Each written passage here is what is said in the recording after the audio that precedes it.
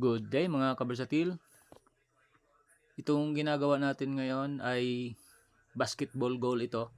Ito yung kagaya nung nasa PBA o NBA sa FIBA na mga basketball goal na ginagamit nila. Ito yung ginagawa natin ngayon. Kaya pinagsisikapan natin itong matapos dahil mayroon na lang tayong kulang-kulang 2 linggo. Kailangan natin matapos ito. Dahil i-deliver natin to doon sa malayong lugar. More than 100 kilometers mula dito sa ating lugar. Yan, siniset up natin yan, yung buong setup dyan. May hydraulic yan, may spring, at may gulong na ifo-fold din yan para pwede siya ilagay doon sa isang tabi. Kung sakaling may ibang malalaking event, pwede siyang itago doon sa isang lugar.